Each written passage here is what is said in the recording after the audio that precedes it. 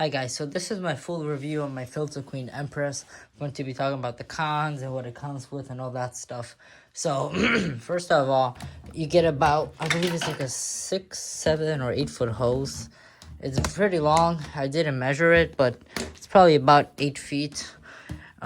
It's a very bulky hose. It's heavy and it's not kink proof, and it kinks whenever you use it.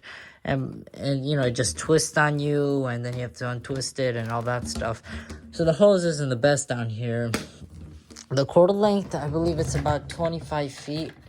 And this vacuum back in the day was worth a couple $100s. It wasn't the cheapest vacuum. So it's kind of sad that the cord was short on it when you got it. But whatever. So the tools that this vacuum comes with is you have a dusting brush, and you can also slide it out, and it can become an apostrophe tool, but it has no lint picker, so this isn't really effective on hair. So I find myself using this vacuum with the dusting brush, I guess you could say. It picks up the hair better, and then it just slides right in here and has stores on here. You also get a very, very soft dusting brush. I believe it's horsehair. It's very, very soft, and I definitely enjoy using this on a lot of stuff I dust with it. And then you also get a fairly long crevice tool with this vacuum. You could really get in those cushions. And it also stores on here. And right here you'll put the floor brush, which I already have attached for the pickup test. And then for the cord storage, you're supposed to take the cord and wrap it around underside of it, but I find that every time you do that, you have to remove the crevice tool to wrap it around and unwind it manually. So I just find wrapping the cord by hand and just putting it on the vacuum, but you know, more neater. So now I'm going to show you how you want to empty the cone in this machine. So you have two latches, one here and one here. Pull those off, unlatch them, and then your motor base comes out, and this is a very heavy motor on this vacuum. And then you have a pre-cone filter, you could call it, I guess. This is kind of like a secondary filter, just for extra filtration, I guess. And then you have your cone, which you should change it says they tell you to change it once a month, but I find that every 3 months you'll be fine.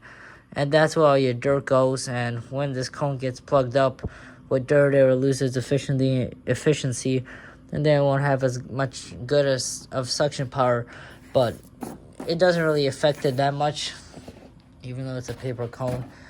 But that goes on like that, and you want to pull out your cone, you want to unfold your new one, you want to also dump the dirt that's inside here, and those wheels might come off because they sit on here. When you latch it on, it holds it on. So this, you could remove this like that, the whole thing, but I'm not going to, because so when you want to put it on, you want to put it on evenly straight, so this port faces almost even with this, because that's where you're going to plug in your cable if you're going to be using this vacuum as a canister, for the power nozzle. And then you have your on-off switch up here. You have your model number in here, which is a very weird spot to put it. You want to untwist this, and then you have your model number right in here, as you can see. And then to put it back, you just kind of line it up and twist it back. So you could get about 7 steps with this before the hose runs out. And I wouldn't recommend carrying this vacuum when you're trying to do the stairs. I'd put it at the top of the stairs and go down with the hose, because it's not a stretchy hose, so it'll go with you. And it's a very heavy vacuum to maneuver anyway if you want to lift it up. So now let's get into the power nozzle. So the power nozzle has a metal base plate, so this is for carpet only. And the bristles are very, very soft. It's like an Orec, if not softer. So they're not going to agitate carpet well, as I'll show here in the pickup test. But you do have a 4-position height adjustment. It moves these wheels up. And it's a metal base plate, so don't use this on bare floors. That's what you have the floor brush for. But one con about the floor brush is that it's not that big, as you can see. So it's going to take you longer, but at least you have a floor brush and you don't need to use this on flooring that are scraping and scratches. So do not use this on your floor. So that is your power head of the vacuum. So now we're going to be getting in the pickup test and showing the flaws of this vacuum when it comes to deep cleaning with the power head. Okay, so now I put down some cat litter, some red sand, cat hair, and I've also put down some fruity pebbles just to see if it'll snowplow or not. So let's do a pass. I have it set on the lowest setting. Even though this is a thick pile carpet, it doesn't really adjust well to thicker carpets. So let's begin.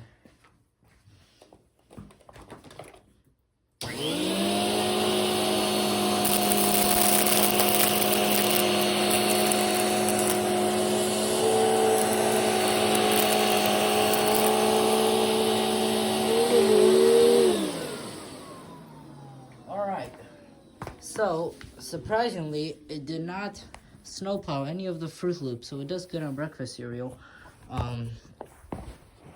And I don't feel any cat hair that's left, so I got that up. It's left a piece of cat litter, which you probably snowplowed, and there's another piece of cat litter here. I see a little bit of sand in here, not much, and it got all the cat litter besides those two little pieces of cat litter. So overall, I give this a 7 out of 10 for deep cleaning. It could be better, judging how expensive this vacuum is, but the issue with the power nozzle is also that it does not have stiff bristles. They're very, very soft, so they're also not going to agitate well. But overall, carpet performance is okay. If you have low pile carpets or rugs, very good on that. So I'm going to also put down some stuff on a low pile rug so we can see how good it does on there, and that's what it really is good on. Alright, so I put down the same test on this rug. I kind of overdid it with the cat litter, but it's okay. It cleans way better on low pile stuff. So let's begin. And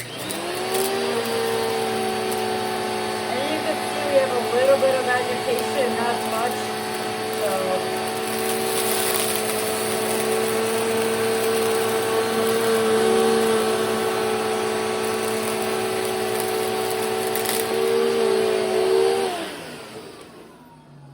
So we had a little bit of movement with agitation, but not much, because this vacuum isn't the best at agitating because of the brush rule. So we could really see if it left anything. It got the cat hair. It left a tiny bit of sand, barely anything, and it left a few pieces of cat litter. And this is, of course, a big mess, I guess you could call it. And it's not a regular little mess like you'd suck up on a daily basis, so it would do just fine on that. So now let me get out the floor brush. Let's see how good it does on bare floors. Alright, let's begin.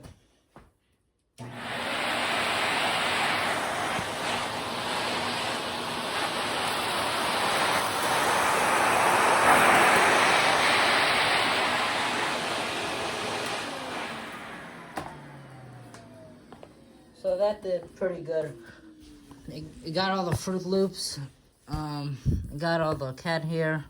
It left like 3 little pieces of sand, and it got over all the cat litter. And this just fell out whenever I turned it off. And let's see if there's any hair in the floor brush. And as you guys can see, there's nothing really much stuck in here. So for hard floor cleaning, this is an excellent vacuum. And every 5-6 uses, put on the crevice tool and vacuum this brush out so it doesn't get clogged up with stuff. So if you find this vacuum secondhand and you really want it, go for it. If it's a reasonable price, under $200, still might be pushing it for this vacuum, but sadly they don't make them anymore. But they're okay vacuums. They have excellent suction power if you're looking for a good vacuum for floors, upholstery cleaning. For carpet cleaning, I would have a second hand like a Riccar. R10E, R10S, some directed vacuum that could really deep clean carpets, and have this one secondhand to do above floor cleaning and baseboards and whatnot. But one more con I need to mention is this extension wand. It is very awkward to use at most points because it's curved, and then you also have a big hose behind it, so it's very long and awkward to use. So that's one thing I wish they didn't have, is they fixed the extension wand a little bit. But overall, if you find this vacuum secondhand, I'd buy it. I hope you guys like this video. Please like, comment, subscribe. I'll see you in the next one. Peace.